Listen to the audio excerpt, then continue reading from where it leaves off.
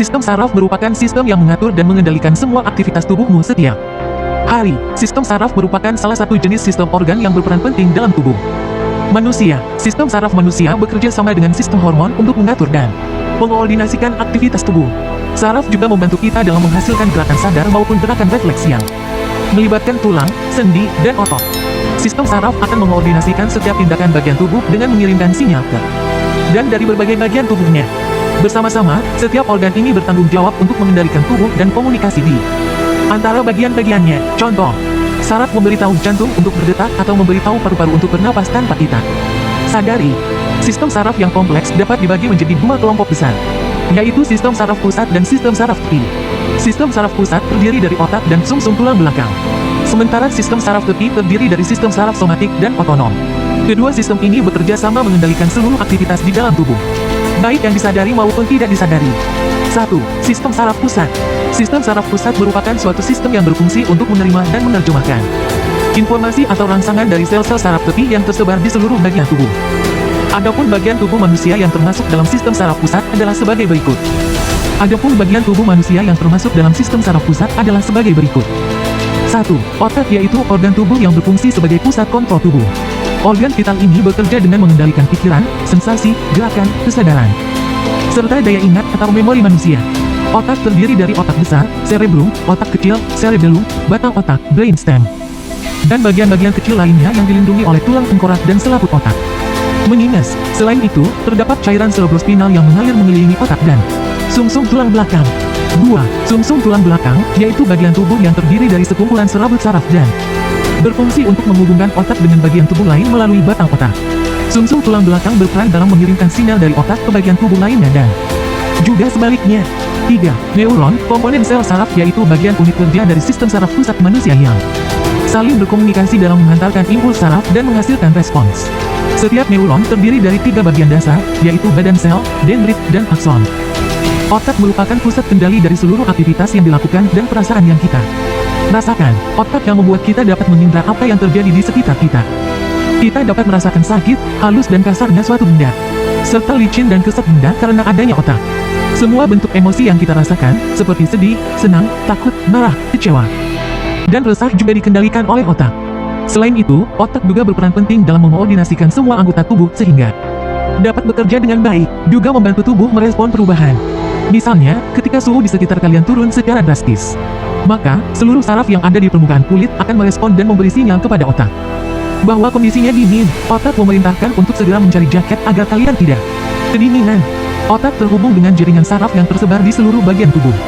Jaringan saraf ini membentuk simpul-simpul dan bertemu di bagian sumsum tulang belakang. Letaknya ada di punggung, tepatnya mulai dari bawah leher hingga punggung bagian bawah. Jaringan saraf dan sumsum tulang belakang ini berperan dalam mengantarkan rangsangan dari seluruh tubuh ke otak dan sebaliknya. Oleh karena itulah, sistem saraf memiliki peran penting dalam kehidupan kita. Jika sistem saraf terganggu, maka kita akan mengalami kesulitan dalam melakukan aktivitas sehari-hari. Adapun fungsi dari sistem saraf pusat antara lain sebagai berikut. 1. Mengatur pikiran. 2. Mengatur gerakan. 3. Mengendalikan emosi. 4. Mengatur pernapasan. 5. Mengendalikan denyut jantung. 6. Membantu pelepasan hormon. 7. Mengatur suhu tubuh. 8. Mengoordinasikan seluruh sel saraf.